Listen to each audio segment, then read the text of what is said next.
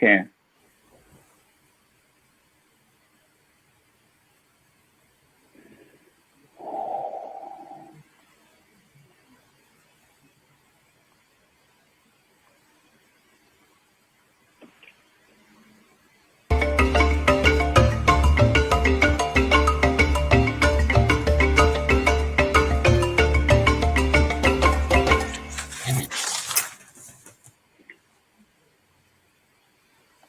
Kenya's President Uhuru Kenyatta has endorsed his former rival, Raila Odinga, as his preferred presidential candidate in this year's election.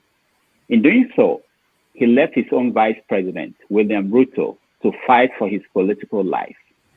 In Nigeria, the ruling party, the All Progressive Congress, APC, is in disarray, incapable of organizing a convention. In Zambia, former President Banda has died. He was 85. Today is Sunday, March 13th, 2022. It is 11:30 in New York City. It is 8:30 in Vancouver, British Columbia, Canada. It's It is 4:30 4:30 in It's 4 West Africa. Let's now put it this way. And it's 5:30 p.m. in Ukraine. Wherever in the world you are watching us, welcome to another episode of 90 Minutes Africa. I am Rudolph Okonkwo, and my co-host is Chido Onoma. Chido, say hello to our audience. Hello and welcome. On the show today, we have the minority leader of the Senate in Nigeria, Senator Enyinnaya Abaribe, as our special guest. He will join us to talk about Nigeria's constitution review and Nigeria beyond the 2023 election. Senator Abaribe, welcome to 90 Minutes Africa. Thank you. I'm very glad to be here. Senator, we are happy to have you, and we welcome you to the show. Now, you have been in the Senate since 2007. That is about 15 years now. You have seen several constitutional review efforts in the National Assembly, even when your party, the PDP, is in power at the federal level. Most of them ended up as wasteful and unproductive efforts. What did the past constitutional efforts, why did they fail? What did they achieve? And why should Nigerians believe that this one is different?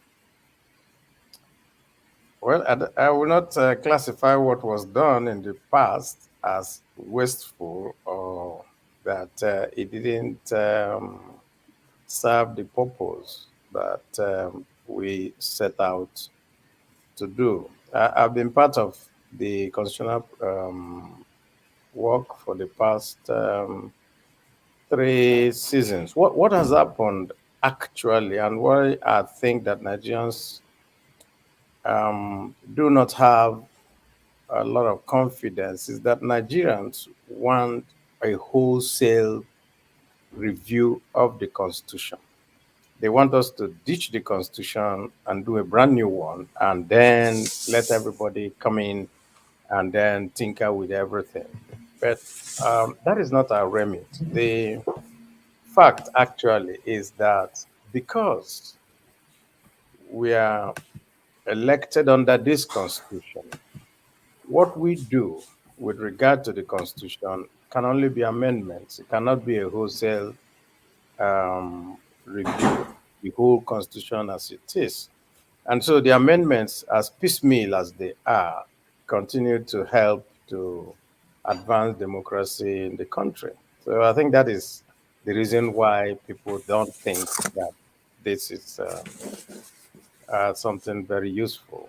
But it is, because the clamor that followed this particular one and what happened, the gender matter and every other thing that has been involved in it has made a lot of people to know that actually we need to pay a lot of attention to tweaking our constitution to serve our purposes. Okay, so what about the people who say that the constitution, the current one, is not the people's constitution, that the people who did not play a part in the making of the constitution, they did not approve it, and that the setup is such that there is nothing you, members of the National Assembly, can do to fundamentally change it to make it workable. What do you say to those people who say that? Yeah, I think that in a sense, the what they wanted, those who say that, is that you need to be able to start afresh.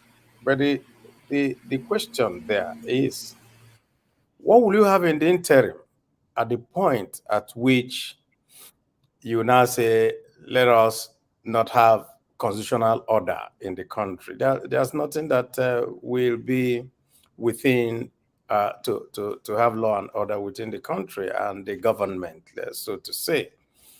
Secondly, some people also say that it is necessary for the constitution to be done on the basis of ethnic groups coming together and deciding how they're going to rule themselves. But we have more than 300 ethnic groups, and counting. And so what that means, in effect, is that how would you make how will you make the choice? Who will decide who represents an ethnic group, for example? Some ethnic groups are so small, some are very large. And so you can ask yourself the question, what weight do you assign to an ethnic group and so forth? I think that basically what is going on is not really the constitution. I think the real problem is that we just have a set of leaders who do not care for the people, number one, and two, who do everything that is antithetical to the spirit of the Constitution. Let me put it that way. And I'll give you just one example so that you can see exactly what it is. Within the this constitutional review that we've just done, we had to take, I think the first one was financial autonomy for states.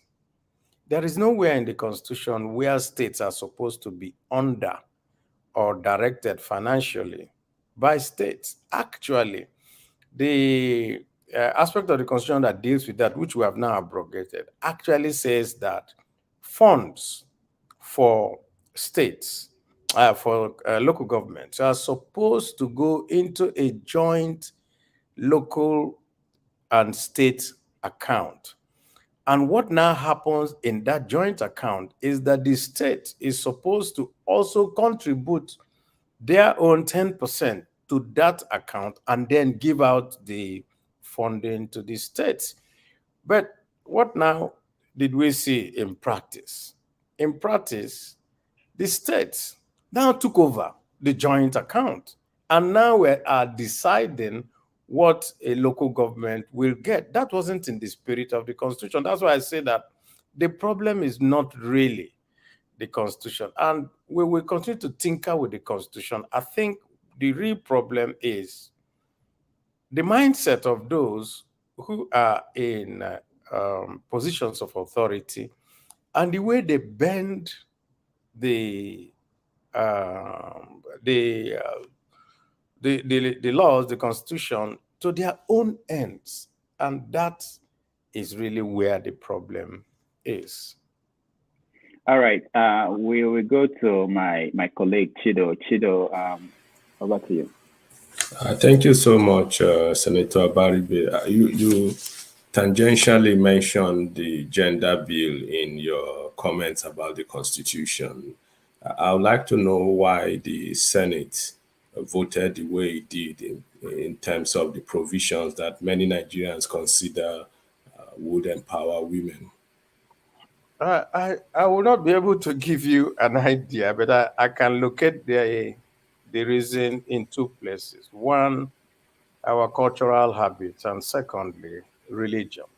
And over the ages, those two facets of life have always been used to oppress women. I voted for the three four aspects of the gender that was inside the constitutional amendment. And I actually went the next day when the women all came to the gate. I went to go and meet with them, and I told them that they should use the Freedom of Information Act to ask from the Senate president to have the list of all the people who voted the way they voted and use it to now put pressure on them through the women in their areas, because these are people who go out to seek for votes and they use women for looking for all the votes that they want. And we were we actually did a lot of work because I worked with the most of the female groups. I worked with Biodo Olujimi to talk to all the people who we felt were against the bill. Now, this is the process that we used in doing the constitutional amendment. There are committees, and each bill comes to that constitutional committee. The chairman of the constitutional committee is Senator Agege, the deputy Senate president. Each state of the 36 states are represented in the committee. And then each member of the leadership, like myself, are members. Every female in the Senate is a member. Then, of course, if there's anybody who has special needs or disabled, or there are also members. Now, we had to debate each bill and voted on it in the committee and now agreed on it. And it is after we had done all that that we came to the second stage. And the second stage being to lay it on the floor of the House, and then there will be voting on it. So at the first stage, at the stage of the committee where we all met and we all canvassed this, everyone agreed. And these were people from all the states.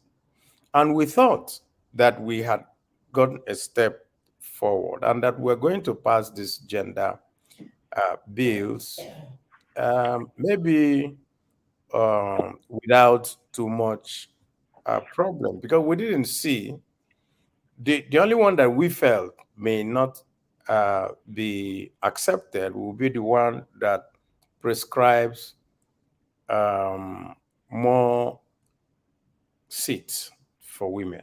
But we knew that that would be a hard sell and something that we need to work hard on. And so we went around and we talked to most people and we got assurances.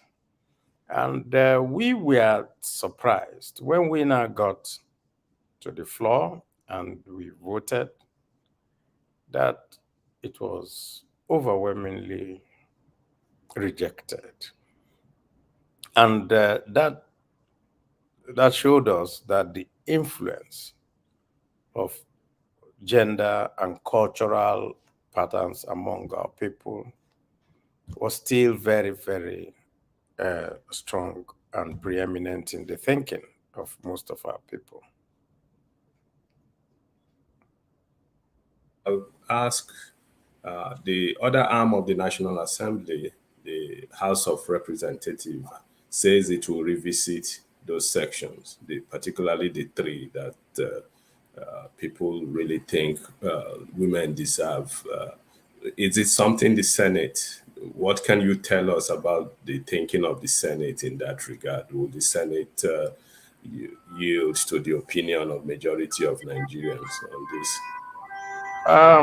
What I can tell you is that the Senate um, is not considering revisiting the bills from the schedules that have been given to us as the leadership for the rest of the tenure. So this is authoritative. Is there anything the women can do? I work with them, and we have been doing interventions, and we are still putting pressure on the Senate to take a look again at it. Yeah, so do you think it's a lost cause, considering your statement? This is how it is. Each of those things is a separate bill. And because it's a separate bill, the procedure is that if a bill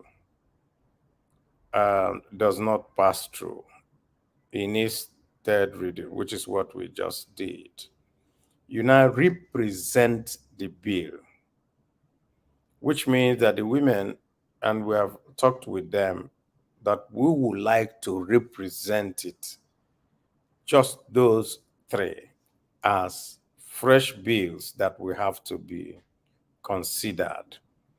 The only snag is that because it's a constitutional amendment bill, it has to follow certain procedures. And the procedure is that it must also go back to the Constitutional Amendment Committee. And when it goes back to that committee, the committee will, and we're looking at the time frame, and we're looking at the, let's say APC is going to do their convention on the 26th. And after the signing of the bill, which stipulates that 180 days, that is the Electoral Act. The Electoral Act 2022, which was just signed on the 3rd of March, stipulates that 180 days to the election, there must be, all the candidates must be submitted to the INEC. In other words, if you count 180 days from the 24th of February, which I think is when the presidential election or the elections are going to start, it comes to the 24th of August of this year. If you go from the 24th of August this year backwards to be able to do all the congresses that will lead to the primaries and so forth, you may not really have anybody paying attention to it. People will pay attention to their survival in the political field. So, all right. Well, okay, no, I was just going to say then we'll probably be looking at the next assembly. You can go on, Rudolph. Okay, let's. Go ahead. Senator, no, go ahead. I think so. I think we may just be looking at the next assembly because it's very easy to tell people, okay, don't worry, we're going to consider it, and then just hang them. So it's either we meet with the House of Rep, and there is an agreement to fast track it, and there is a real push to do that. It may be a little difficult for the timing to work very well. All right, let's pause. I want to play a video for our audience, and then we will be right back. 1 minute video. All over the world, there are certain rules which we don't need to be told about. Yes. And one of those rules is the fact that you cannot be a referee and a player in the same field. It's either you're a referee, yes, or you're a player. So, anywhere else in the world where democracy is properly practiced, like in Nigeria, we don't need to be told that if we want to run for office and we are appointed into an office, that we have to resign. That is a sine qua non that we don't even need to debate. Yet, here we are today in Nigeria, and people think that they can sit in an office and contest an election and become candidates and continue to sit in that office until the date of election. So how would we continue to debase democracy in this way? So, Mr. President, I think that merely looking at this and somebody a cursory look on this paper shows that this paper is dead on arrival. Wow. So, Senator, that was you on the floor of the Senate, and people watched that and they were impressed, and they said that when it comes to the interest of lawmakers, that lawmakers, they know how to defend their interests, which means that, I mean, everybody, the people in the Senate voted against something that the president was pushing for, which was that the elected officials should remain there while they run for office. But the Senate, they were able to say no, it's not acceptable. And people wonder, why is it that when it comes to other things that are of importance to regular Nigerians, that the senators or the lawmakers in the National Assembly, they don't find a way to come together and say, we are going to do this, irrespective of our ethnicity, our religion, our gender, and everything. Why is that? Well, you're asking me to go into the minds of all our people and decide how they react. I think that when things are of national importance and things are very really strike at the heart of democracy, we all come together. I was there when Yaradua was indisposed, and there was all this going back and forth, and all manners of things were being done to ensure that Jonathan never took over office. When the matter of transmission of letters from outside came, and we all also came together in the same manner and resolved the issue. What happened here is really not the personal interest of the senators. I think that has to be made very clear. There's nowhere else in the world, and we all know that you will be a minister and you want to run for office, and you will still stay as a minister, and while as a minister you will go and do primaries using your office, and after winning the primary you will still stay as a minister and continue to sit there until the date of election. So why would that happen? Anytime you do that, something will have to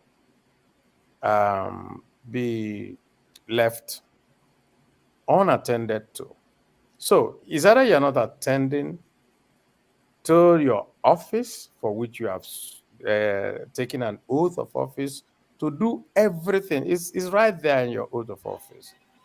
Or you don't run, because if you now say, let me focus on my office, you will also miss the primaries. And so we had this thing happening.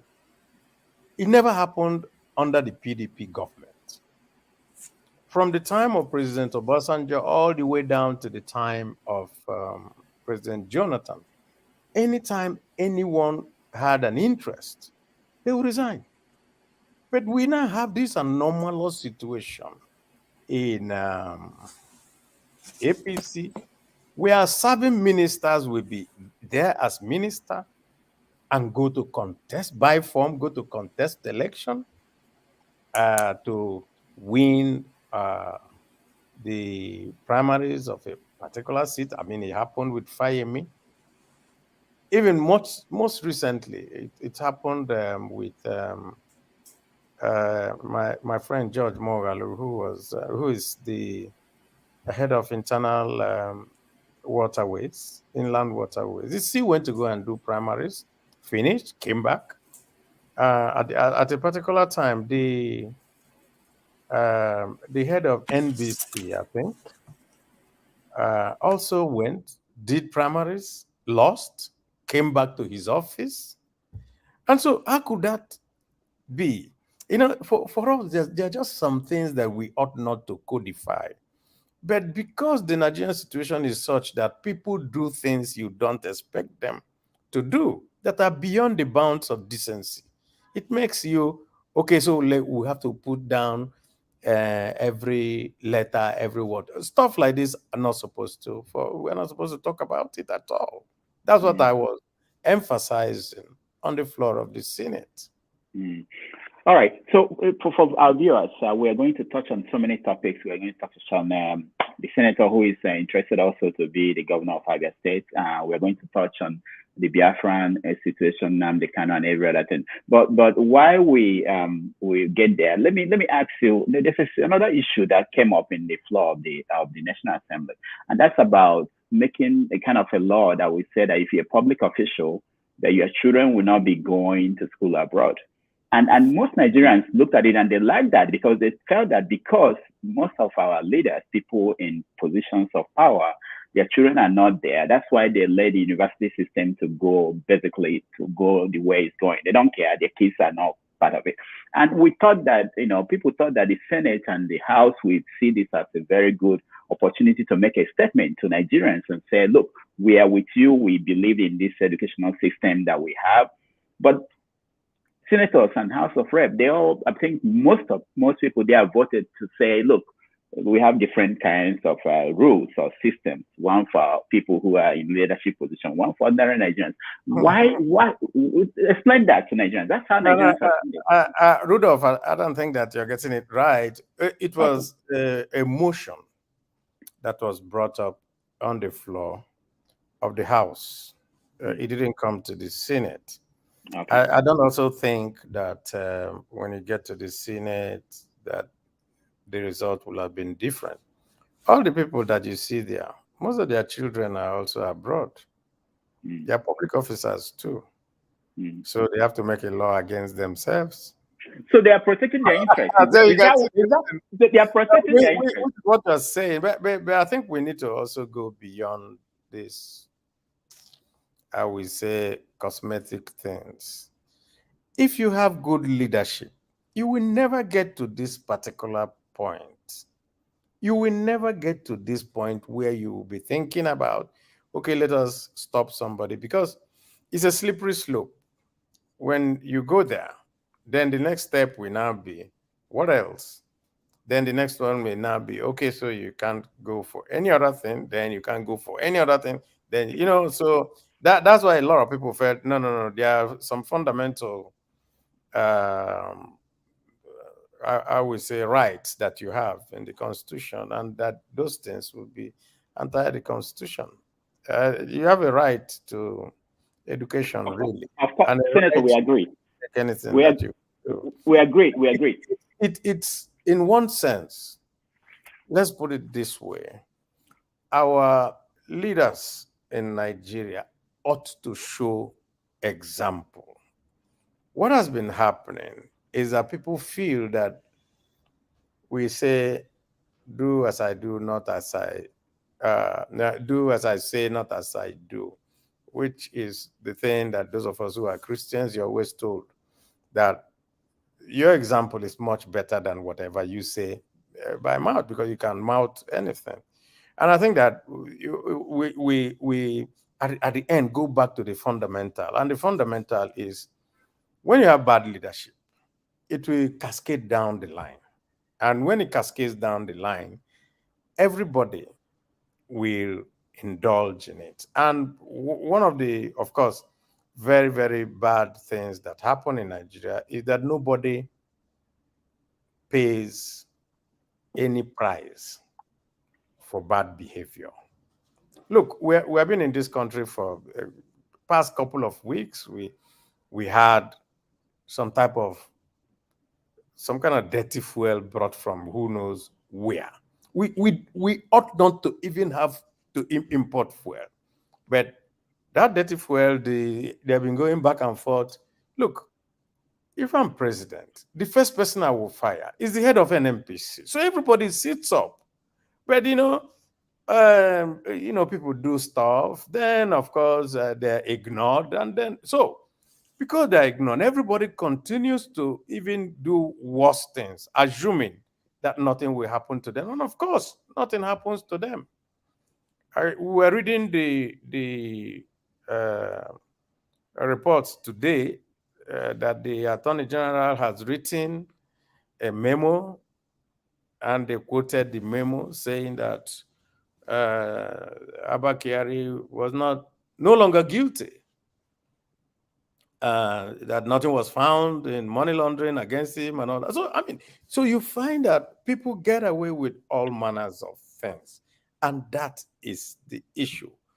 But when we now say, okay, let us codify it, let us say, let everybody who is a public servant, your child will not be, you're just dealing with part of the symptoms and not dealing with the fundamental. The fundamental is good governance. Thank you so much, Senator. And I like the analogy now. So when it comes to the issue of constitution and reforming the constitution or getting a new constitution, you said that it's about implementing, getting the right people to implement it. And in this situation, you are also saying that it's really not about stopping people from sending their kids abroad. It's about getting the right people. But the Nigerians people are saying that since 1999. We've been waiting for that good governance to happen, and we haven't seen it. So we now want to put in things in place to stop people. Ideally, yeah, in an ideal situation, what you're saying is right, but we are not living in an ideal situation. So they are saying if we have to stop people from going abroad for medical treatment, let's put a law in place. Maybe that will force them to do the right thing, because we've been waiting for how many years now to get that good governance, and we don't have it. And there's no hope that next 10 years we are going to have it. Rudolph. Yeah.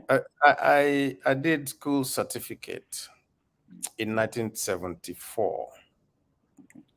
When I did school certificate in 1974, those of us who had grade 1, we are all sent to Central State Ministry of Education. They told us to come, and we were given automatic scholarships. We were to go to Romania and all those places to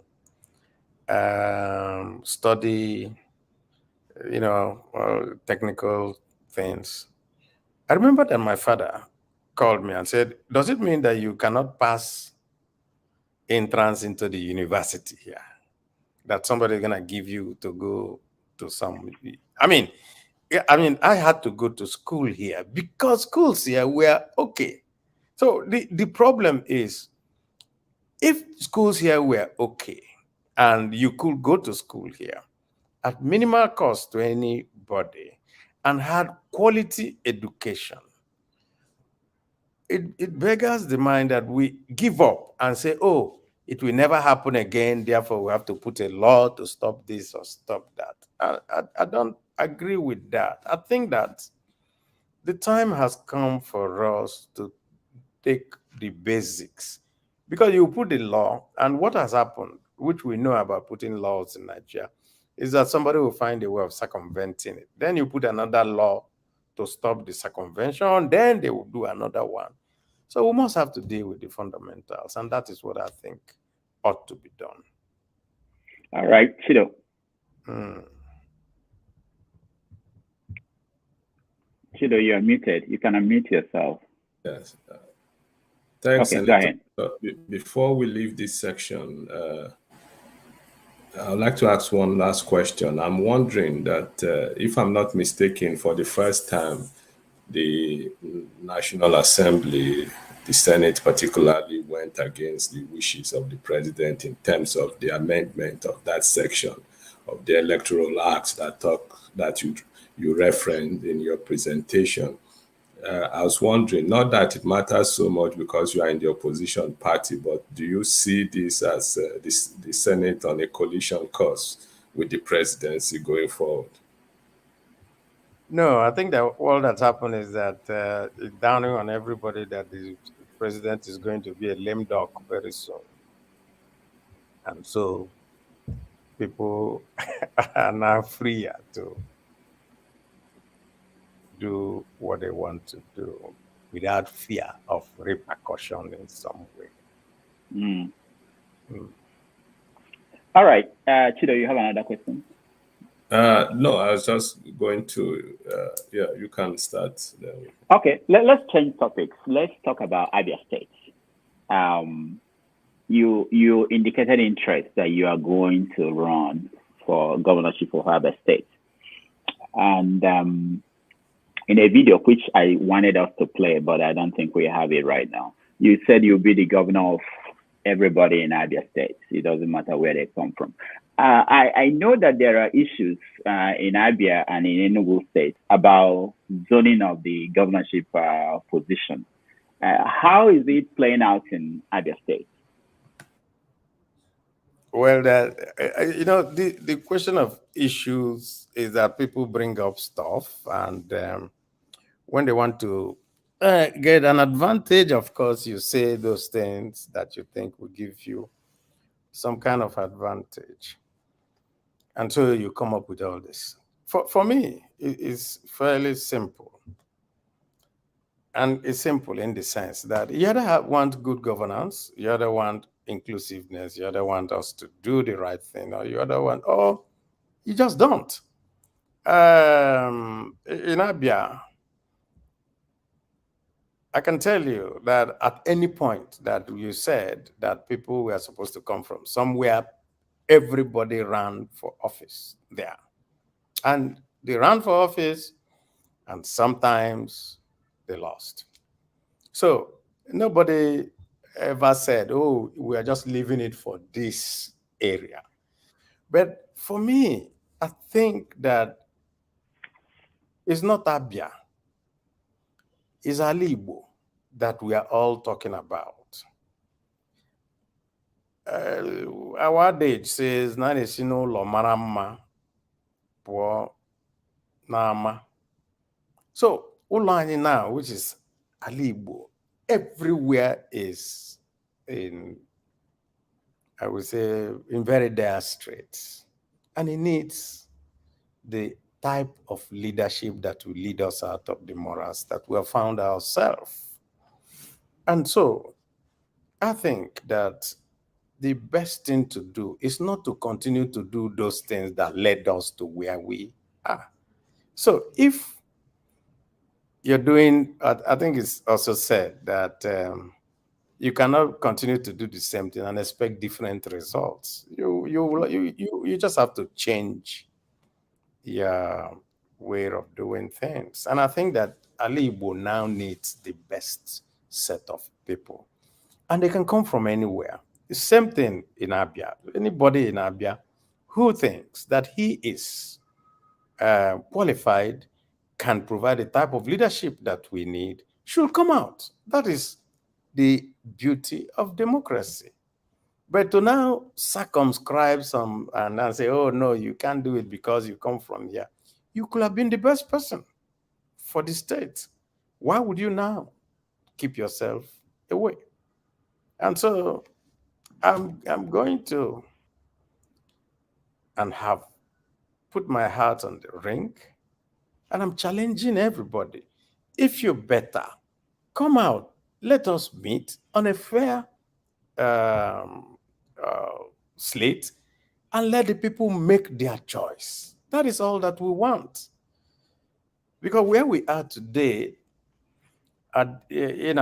this 21st century, we just cannot continue doing things the old way. Doing things the old way is what got us to where we are now. And I don't think that happens. And if you go back and you talk to people in Abia, they will tell you very clearly what their mind is. Their mindset is, let's get the best man for the job. And I'm the best man for the job.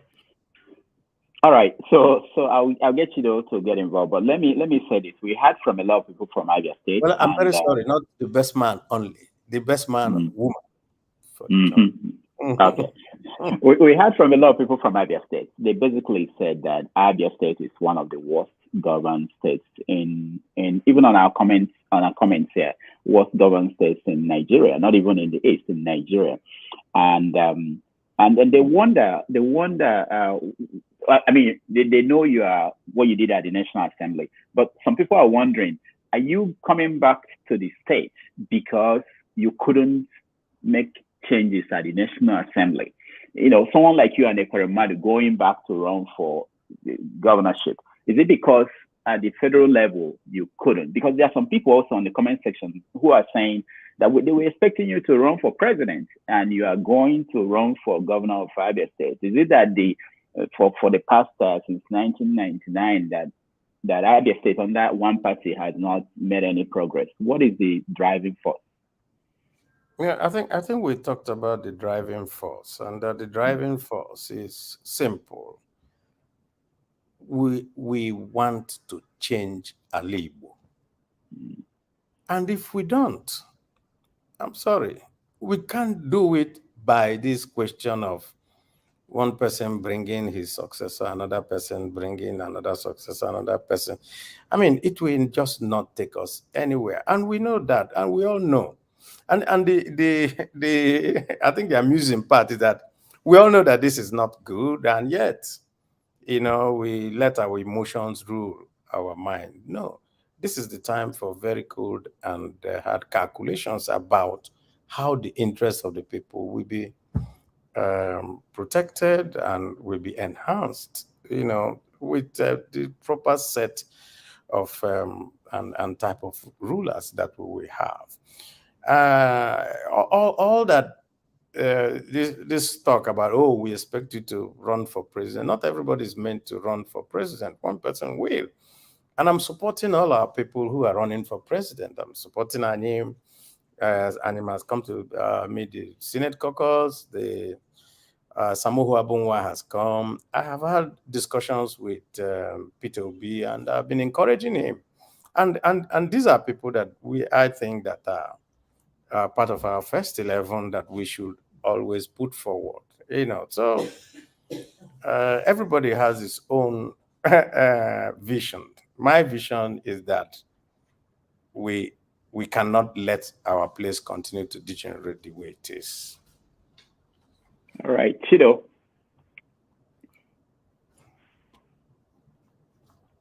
Chido, you are muted. You're muted. I really can't hear anything. Yeah, sorry. Can you hear me now? Oh, yes. Yeah, okay. So there are a lot of interest in other topics, so we can do that. Quickly, let's look at the situation in the South is deplorable in terms of social and economic indicators. And one of the things, at least in recent history, that one could attribute to the situation is the sit-at-home order. We don't know, there is no clarity in terms of where this is coming from. Sometimes IPOB denies it, sometimes they say it's from them. What's your take? How do you see the situation in the Southeast? And perhaps you could also touch on the militarization of the zone and what needs to be done.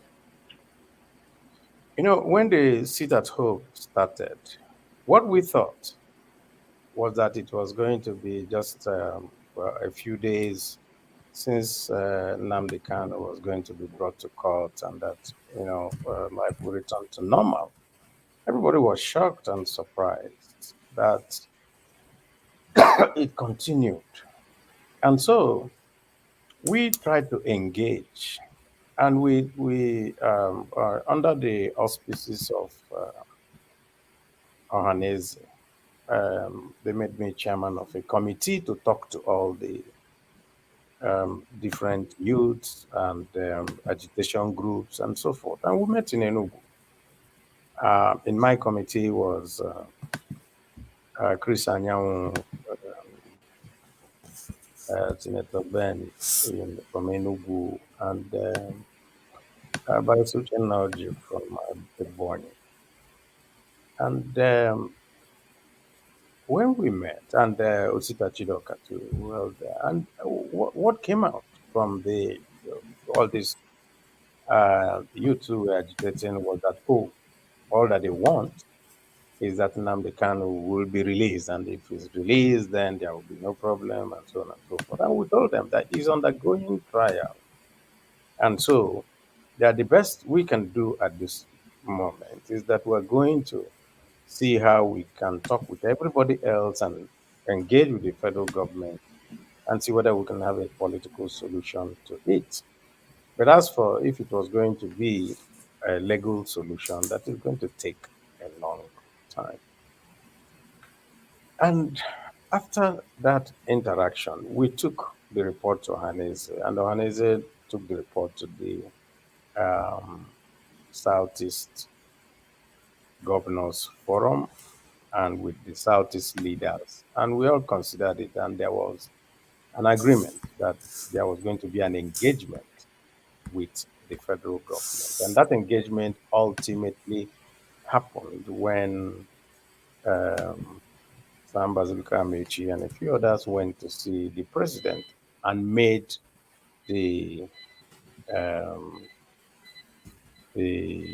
I'm sorry, I have to go and tell them to put on the generator because public power just went off. Okay. If it cuts off, don't worry. Is back. Okay. Yeah. Okay. So that engagement with the president, and I think everybody saw when it happened. Ultimately, there was nothing that came out of it because the president said he was going to look into it and get back, and then eventually, through a I think an engagement with the media, they now said, "Oh, that this was an ongoing case, and they were going to let the case continue." And so we also went back to do some further engagements. And in this engagement, myself, Senator Kweremadu, Bishop Ona, Bishop Onuoha, and Emuche of Ohaneze, we came as a small group to engage with Nnamdi Kanu. I went to the DSS and met with him. And in our interactions with him, we specifically wanted to find out from him this issue of sit at home and everything. And he said to us that he had told everyone that he's not in support of it, and that he should, and that people should go about their um, daily lives without fear and that he is not, he did not order, and is not continuing with that. And so we came back and we sent feelers out to the IPOB people and all that. And the IPOB people came out and said, yes, it's correct. We have said that nobody should do this anymore. Yet, every Monday, our people just sit at home because everybody's scared. Nobody can go out. Nobody's sure who is. And of course, some elements too from IPOB, some of them based abroad, continue issuing counter orders, threatening all manners of things. And of course, with the assassinations and the murder going on everywhere, nobody is very sure of what is going on. My take is that most likely some rogue elements have infiltrated and taken over. And so nobody knows who actually has the mandate to speak for IPOB, for Nnamdi Kanu himself, and all that. And so you now have all manners of people saying things and you're not sure. And so it's a big, big difficulty in the Southeast at the moment.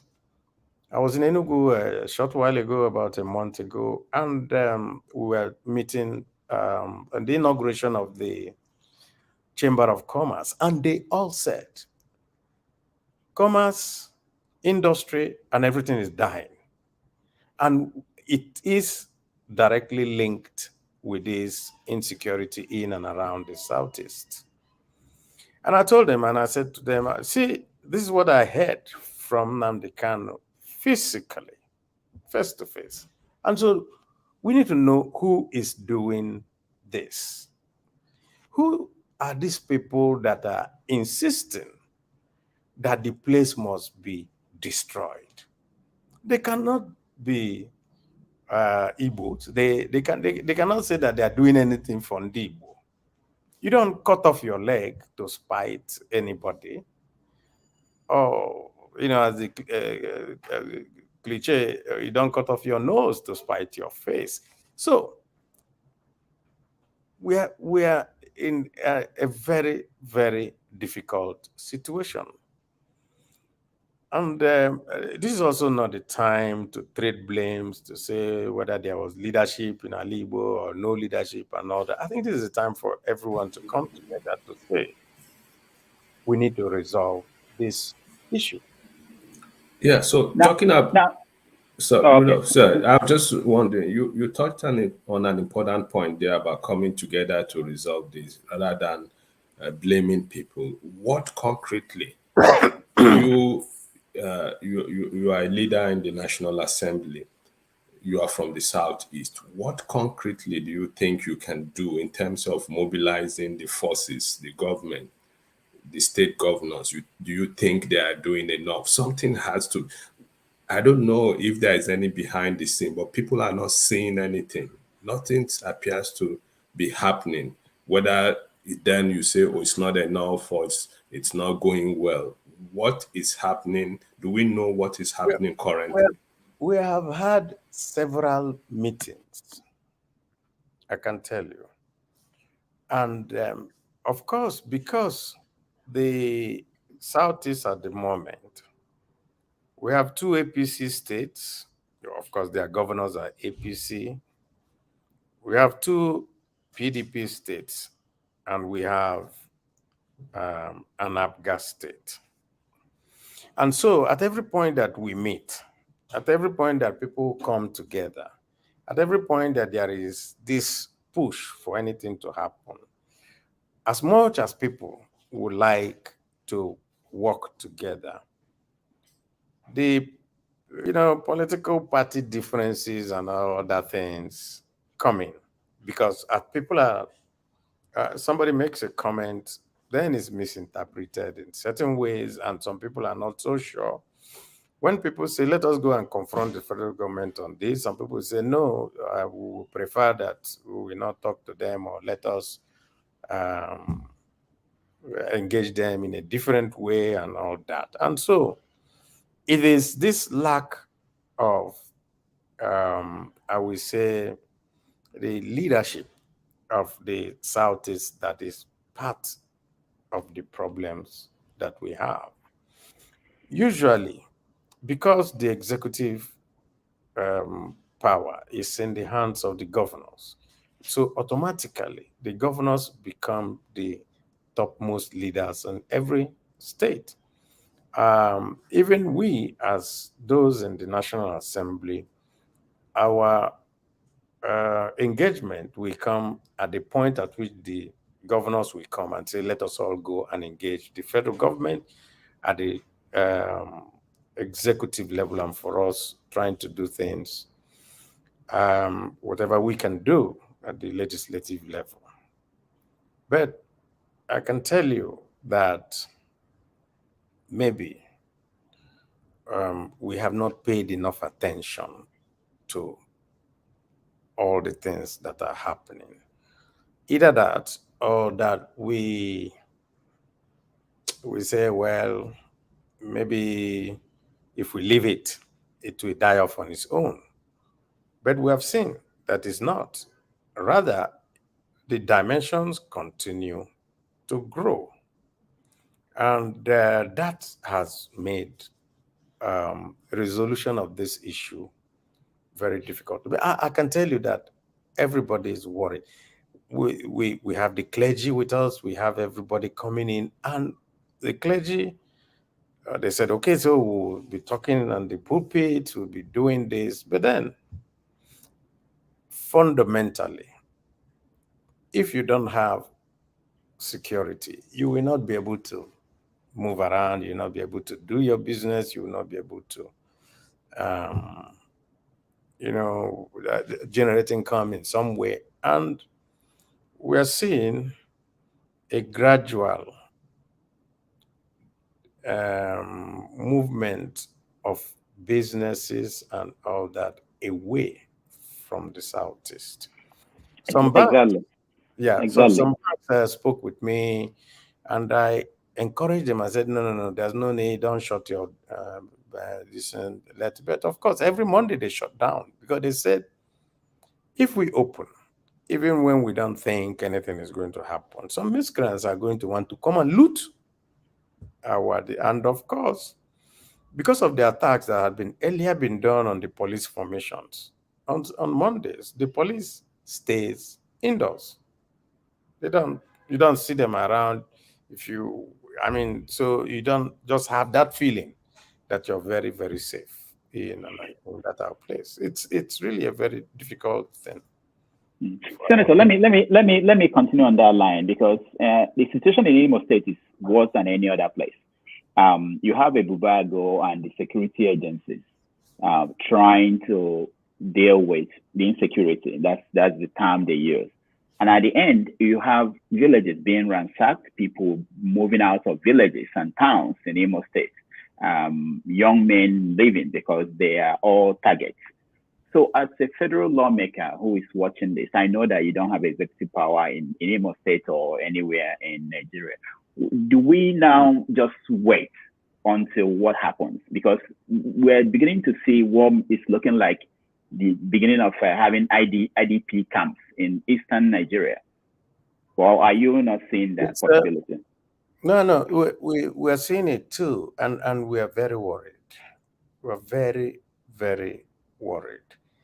And we have also engaged with our colleagues who come from those areas, the House of Rep members and the Senator, and the matter is very, very bad for them. They can't even go home, and some areas they can't even go to anymore. It comes back, I think, to the fact that we need to stay with the federal government because they have complete control of the security agencies and things, and work hand in hand with them to be able to, because what is going on there is no longer anybody talking about Biafra and all that. All that is going to be pure criminality mixed with all manners of things like voodoo, human sacrifice. Oh, look, it's a very, very difficult situation. I'm sorry, the power has gone again. You can see that Okay. all of a sudden Yeah. it's back. So Yeah. it's back again. That's the way of life that we have here.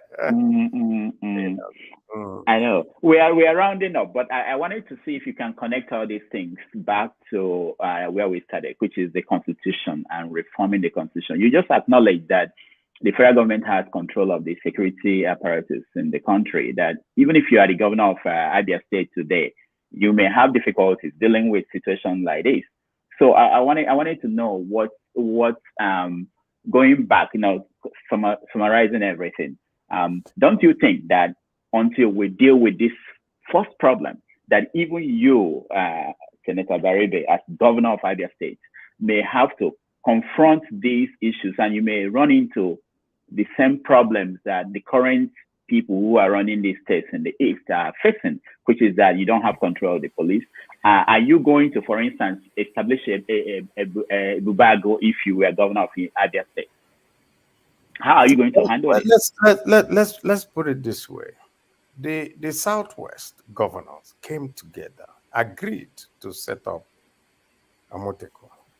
The federal government threatened and did everything, and they were able to show that they have some latent residual powers for them to do that, since it has to do with life and property. And they did it, and they were able to calm down part of it. Look, what happened to Bubago was simple. There was no formal structure. Listen, General Mahi was the head of the at the first time that he was being mooted, and we put him as in charge of security and all that. He eventually resigned and said he's not going to continue. Why? His brother, Dave Umahi, governor of Ebonyi, was also chairman of the Southeast Governors Forum. And so when we cornered him and found what was the problem, it turned out that the governors were simply paying lip service to it. They didn't contribute money. They didn't bring everything together. They now said, oh, we're going to do it individually within our states. And so those states that had structures already in place we could go ahead with it, and the other ones couldn't. So there was no synergy among them. And that, of course, was a setback. And this was at the critical time that we all needed everybody to, all hands to be on deck to resolve the issue before it became what it is now. And where it is now is, there's nothing we can do. Somebody just posted that all politicians are dishonest. And I said I should stop talking that I'm dishonest. No. That's kind of what we see when we we do. No, but let me ask you, because some people were asking. There's a question here about the security agencies burning down houses. We've seen pictures in Imo State and videos.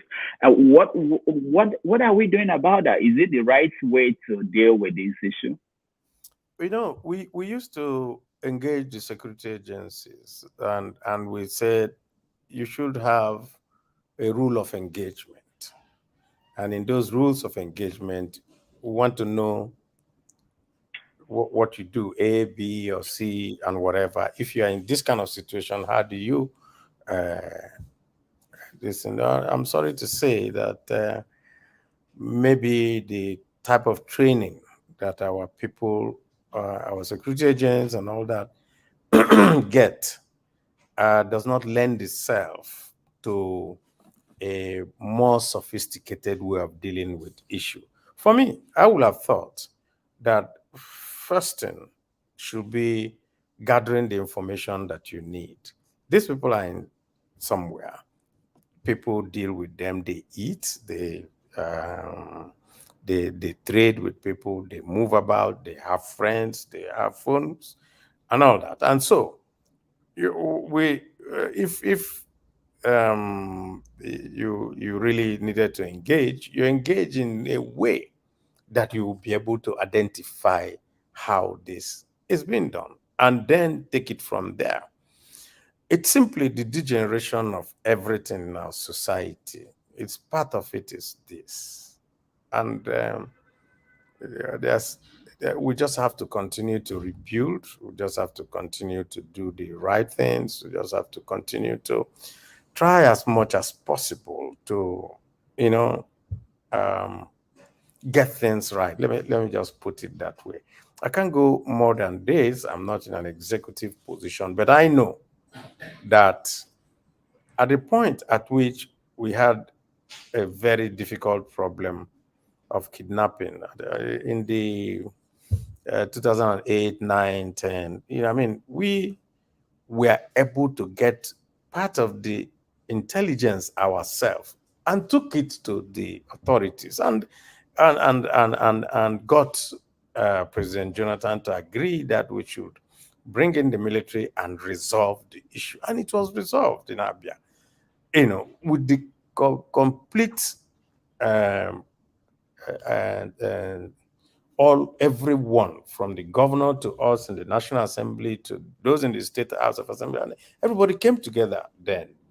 But what we are seeing in the Southeast is that, okay, so there's something going on in Imo State. And so the man in Anambra maybe may not think that it affects him, but of course it affects him because there's a boundary.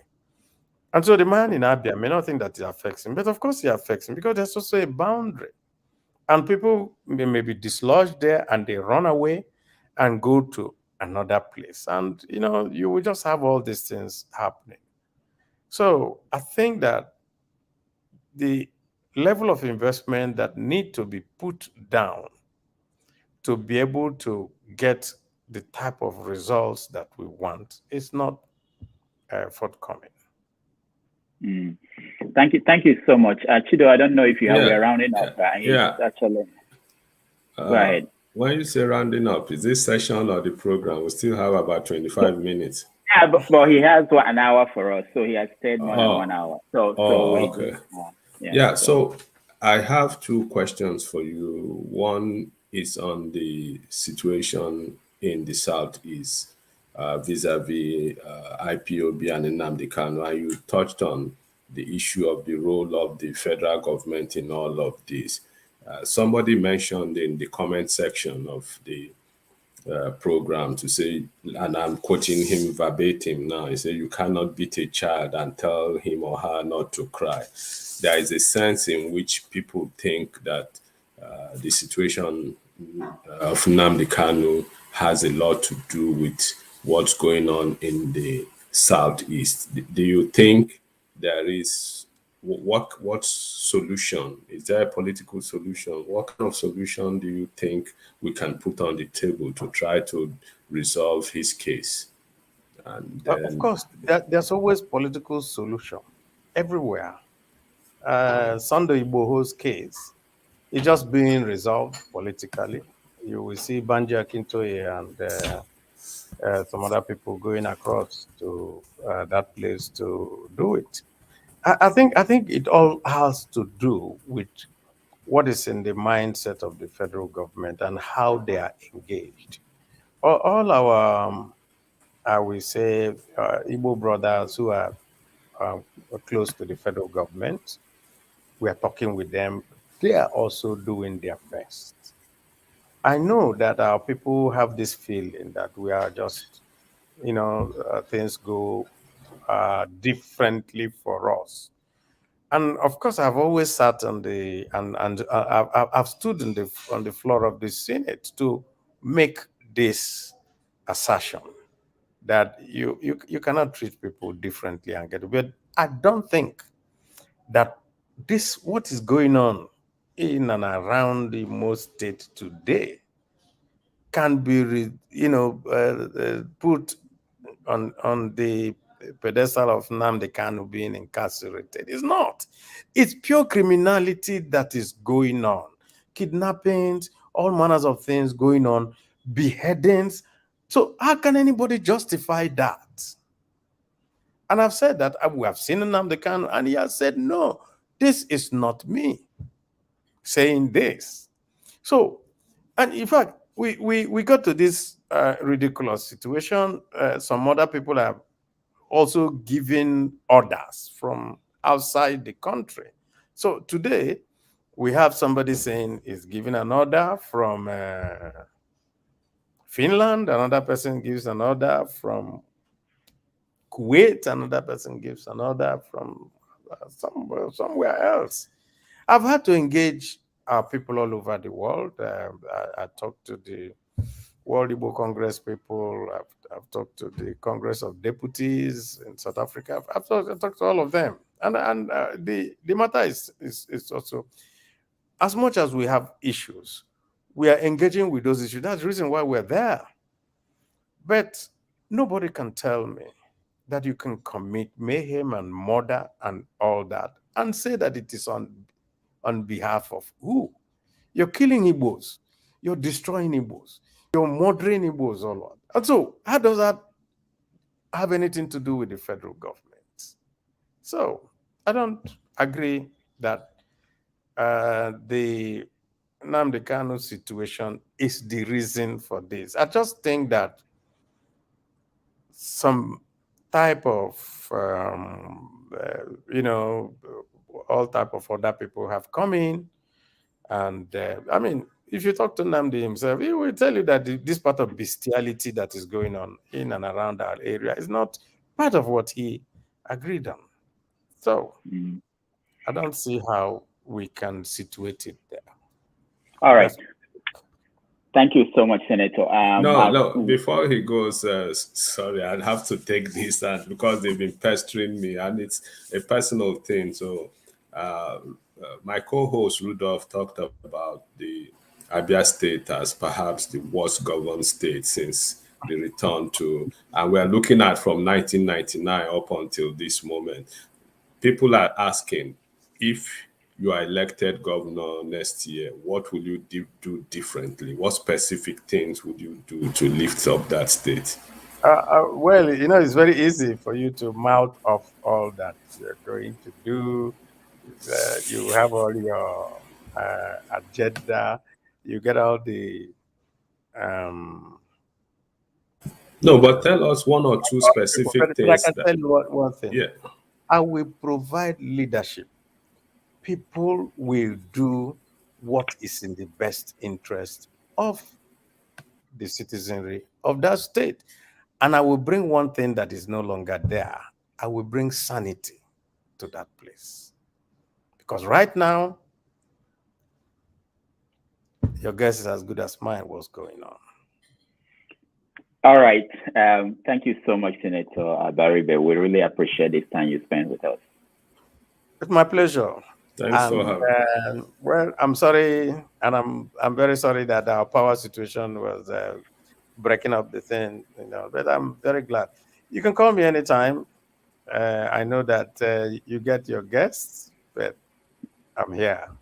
I will always call you as we go along this process. We'll call you. And if Thank you. there's anything that is specific that is happening for which you need to know from me, I'm just a phone call away. All right. Thank you so much, sir. Thank you so much. Thank you very much for obliging us.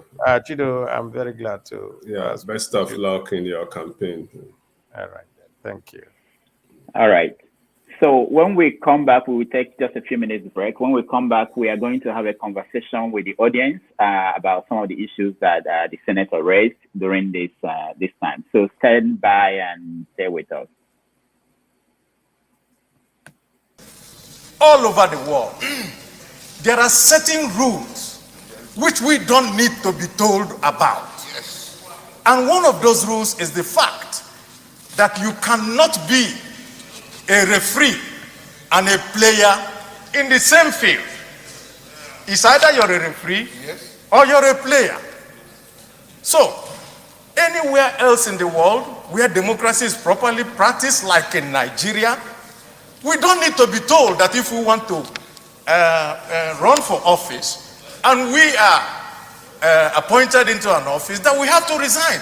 That is a sine qua non that we don't even need to debate. Yet, here we are today in Nigeria, and people think that they can sit in an office and contest an election and become candidates and continue to sit in that office until the date of election. So how would we continue to debase democracy in this way?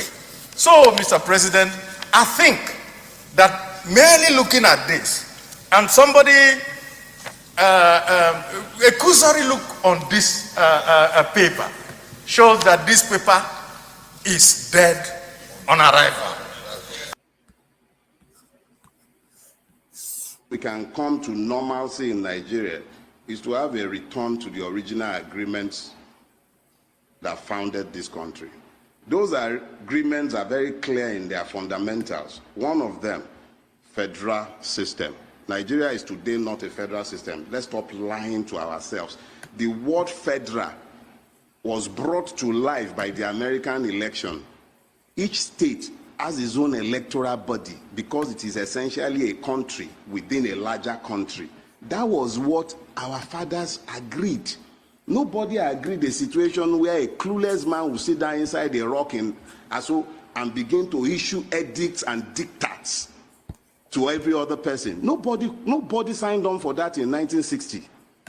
All the constitutional conferences, beginning from 1948 all the way to the 1951, all the way to 1960, each and every one of them was very clear and unambiguous. Nigeria was meant to be a federal system based on parliamentary democracy. It wasn't by accident that our fathers settled on parliamentary democracy. They wanted to make democracy as close to the people as it could be. So it simply meant that if you're a parliamentarian, you knew your people knew you. It was the aggregation of the parliamentarians that determined who became the prime minister, and they were also the ones at the regional level who determined who became the premier. So democracy was devolved. It was easier for the people to become involved. What we have today is not a democracy. What we have today is not a federation.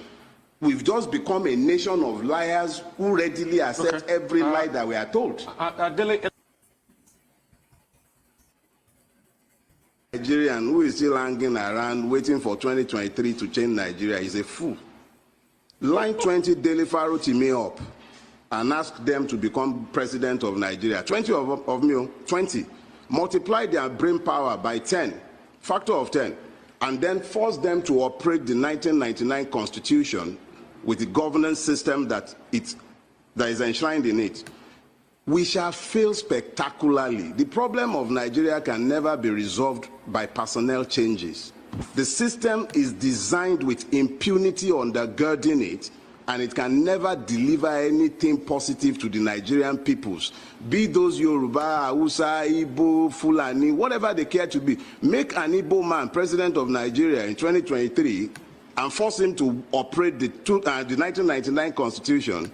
Complete waste of time. Indi Igbo will continue to suffer the brunt of the wickedness of the Nigerian state. Every night. All right. Thank you so much for staying with us. Chido, welcome back. Thank you. So, what is your take on Senator Abaribe's answers to our questions? Well, I think he did his best to address the issues as a politician would. Some people have accused him of trying to dodge the question, for want of a better expression. And some are also thinking that because he's running for office, he wants to be as mild as possible. But I think he was refreshingly candid in his answer. You may agree or disagree with him, but he showed some degree, or a great degree of knowledge of the issues, and also for one who has been part of the process for so long, his experience came to the fore in his responses to the question. But of course, like some members of the audience are saying here, it's one thing which the senator himself talked about, to mount these things. When you eventually get to power, whether the system would allow you or whether you would provide the kind of leadership you say the state needs, for example, to lift it up.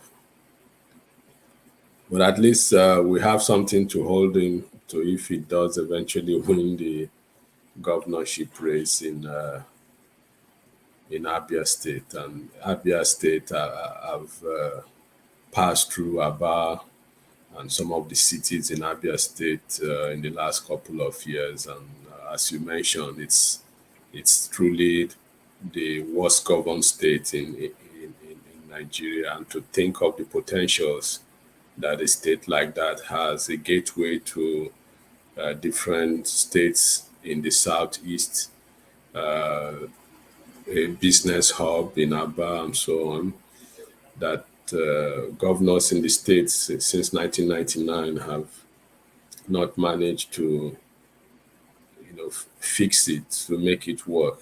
And it's sad to note that the first governor, and when I say first, I mean from the Fourth Republic, is now planning to run for president. So it's all right. So let's hear from our audience who've been watching. If you want to join us, we posted the link on our comment section. Click on it, and then you join us, and you'll be part of this conversation. Anybody who is out there interested in joining us, we can have that conversation. So we're getting a lot of comments on the social media, and a lot of them are very interesting. People generally have this distrust of politicians, and they made it clear, in their comments. But we have about 10 to 15 minutes more on this program. So if you are interested in letting us hear your viewpoints, come on social media and join us for the conversation. All right. So Chido, continue with your observations.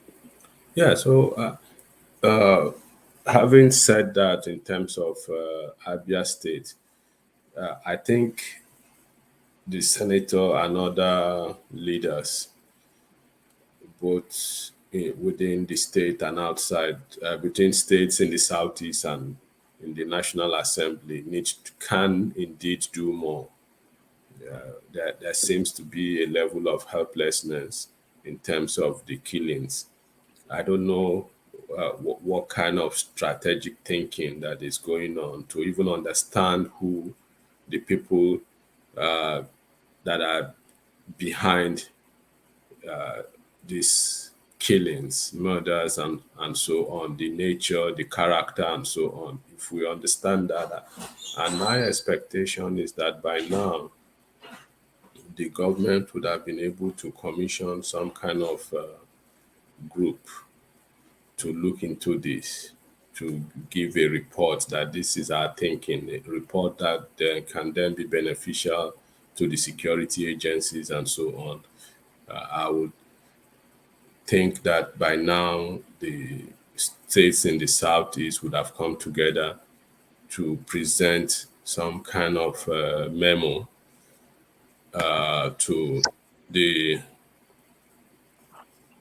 federal government to say this is what we are thinking, this is our position, this is how we think this issue can be resolved. Then if the federal government refuses to do something, then it's a different matter entirely. But that's not to be happening. Okay, Chido, we have a guest. I know you like to hear your voice, but let's go to Japheth. How are you? Fine, sir. Good evening. Yeah, good evening. Sorry, I just, hook up with the program now. Because I heard this barrister saying something about the Igbo president but one thing I'm thinking about, if the Igbo want to be the president, on what constitution? Is it the old constitution or the new one? Because the constitution we are using now is useless. Sorry to use this word, it's useless. At least we need to bring out something good for the new generation or for the Nigerians. You understand me? We cannot deal on this old constitution, because we deal on this old constitution. It means that the Northern or the Kabad, they are still ruling us. So let me ask you, where are you? Where in the world are you? Are you I'm in calling Nigeria? from Germany. I'm calling from Germany. Germany. Okay, you're calling from Germany. Okay. So you are aware that the constitution is what we have. They have not changed the constitution, and nobody seems to have a mechanism to make that change. And the election is coming up next year. So what do you think should happen? There shouldn't be any election. My brother, there's no. You don't cancel the election. On what ground? Okay. Which of the constitution are we dealing on? Is it the new one or the old constitution? There's no new one. Do you have a new one? There's no new one. We should scrap. Everybody is shouting about this constitution. I don't know why the government. Okay. Now let me. I'm not talking for the government. I'm just weighing your opinion. So the senator, we asked that question, and the senator was saying that no, we can't have a vacuum. We can't have a situation where there is no constitution, where the country will not be governed in any way. And then what happens? How do we transition? How do we get a new constitution? What is your opinion on that? I know I think inside this year they talk about they wanted to create a new constitution. Up to today, there is no response or there is no good answer. So in fact, I don't know. In fact, my brother, I know you live in Europe. Europe, their yes is yes, their no is no. But Africa, I don't know. I don't really know, my brother. Thank you so much, Japheth. Japheth, thank you. Let's talk to Chris. Hold on, okay? You can stand by. If we don't have enough people, you can continue the conversation. Go ahead, Chris. What happened to Chris? Chris,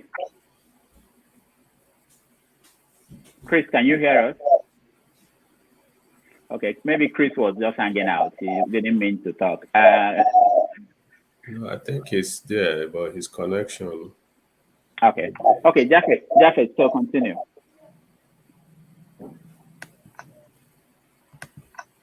You're muted, Japheth. Nigeria for so long now. The thing that I don't know, the hospitality, the welfare. In fact, I don't think I can be able to, I have family there, but my major problem, I've been in Europe more than 20 some years. I only traveled to Nigeria once. What year did you go to Nigeria? Oh, my brother, it's more than 15 years now. Okay, Nigeria has changed since then. I know, no, Nigeria has changed, but We should leave it like that. I'm still here. I know here is not my country. I know. I have my mother there. I have my father there. You understand? My junior ones, I have them there.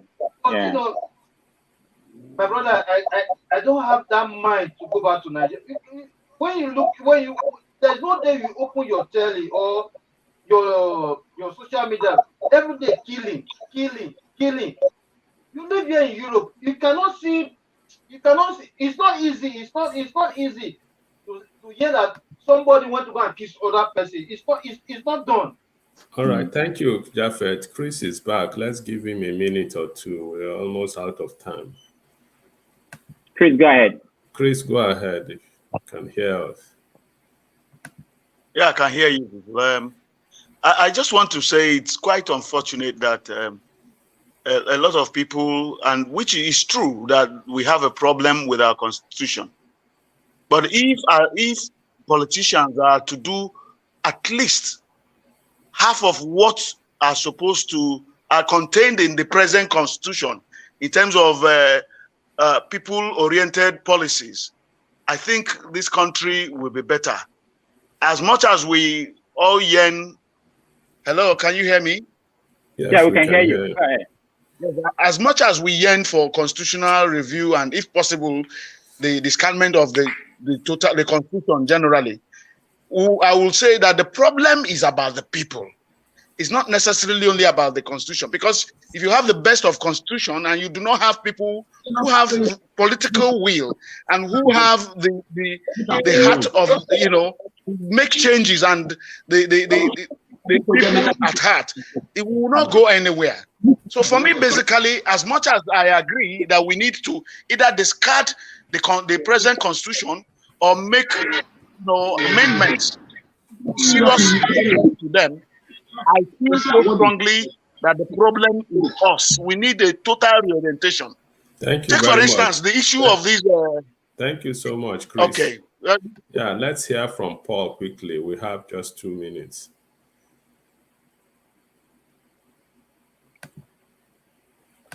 Paul, go ahead. Paul, you have a minute quickly. Good evening. Is that Mr. Udoka?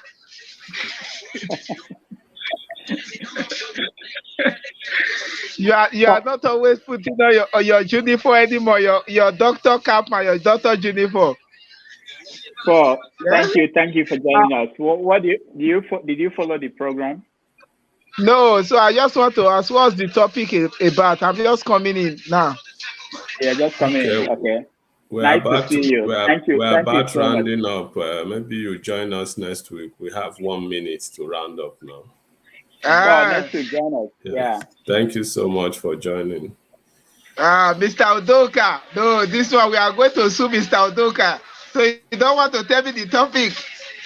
No, we are doing constitution review, but the guest is gone. Yeah, thank you. All right, we have 2 more people who are joining us. Let's see if we can get them to say one thing. Chido, can you pull them in? Paul, is it? Okay, Mazi. No. Wow. Yeah. All right. Okay, quickly. Hello? Yeah, quickly, Mazi. Hello, am I in? Yes. Yeah, you're in. Good evening from here. Good evening. I just joined this very program from Dakar, Senegal. Okay.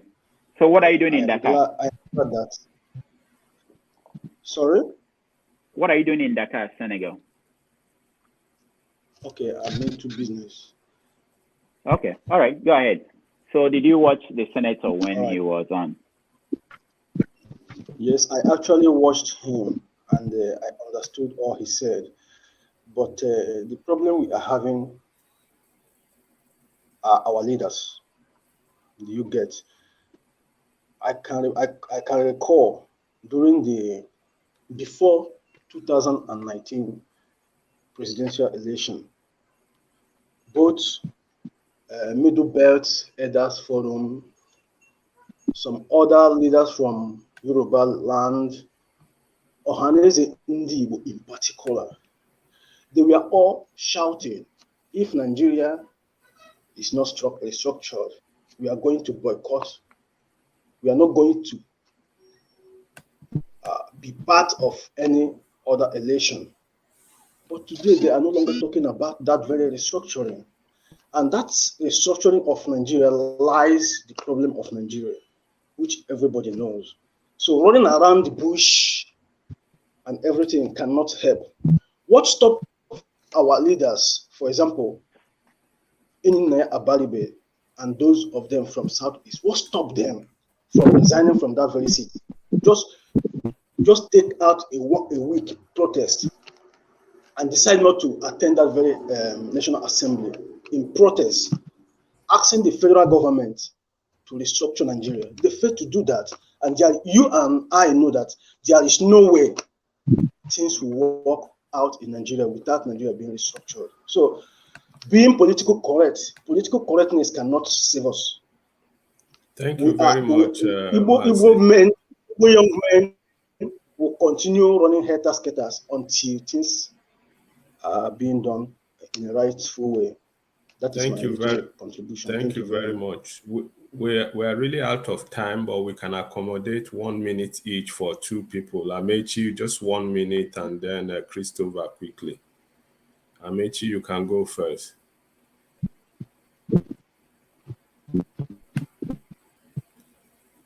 Program. I was listening to the conversation you had with the senator, and actually I was not really very, very satisfied with the way he responded to the last question you asked him concerning what he would do for Abia State, to change the situation back there. The senator is someone who is very dear to us. I believe a lot of Igbos, are very proud of him, and but he has to also know that if he is looking back home to say, okay, he wants to become the governor of Abia State, we're not expecting that he come in there and just follow the norm or like what every other person. We all know that the problems are real.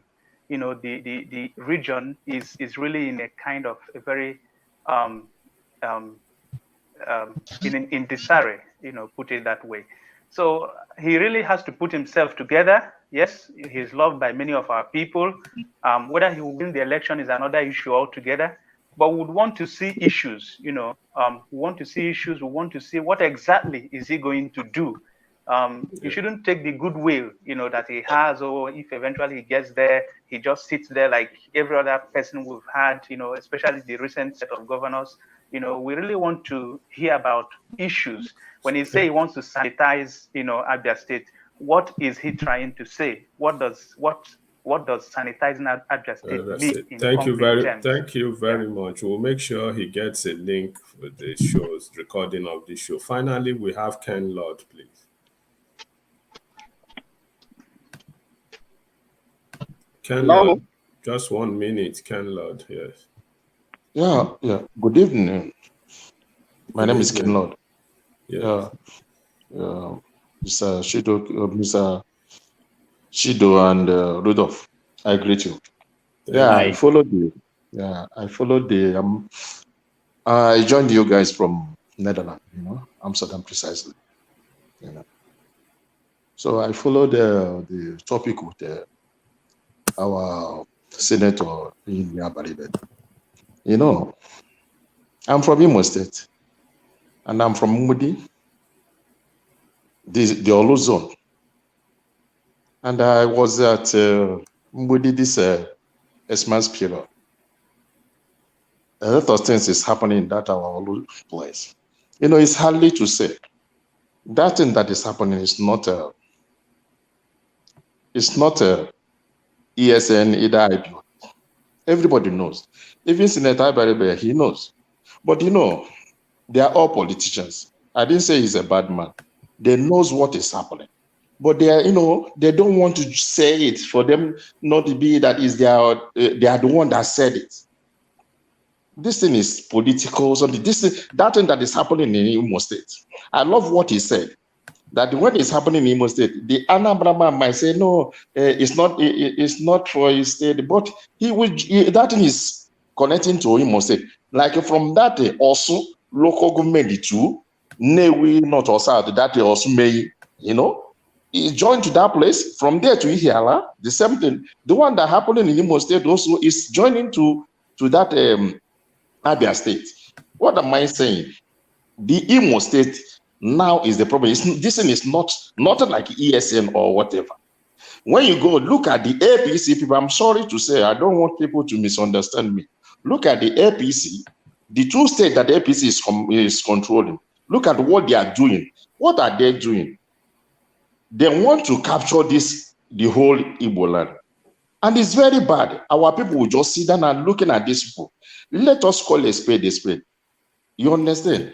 Look at the Ebonyi State and Imo State. What is happening there is the one that is happening in Ebonyi State is affecting Enugu State. The one that is happening in Imo State is affecting Abia and the Anambra State. We all know this thing. Let them try and call themselves and know how to handle these two people. That is the only thing that I can say. And everybody knows. Yeah, thank you very much. I don't want to take it. Yeah.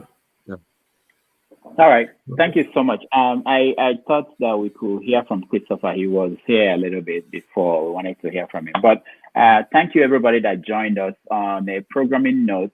Next week at the same time, we are going to come back with another important guest. So stand by and keep watching.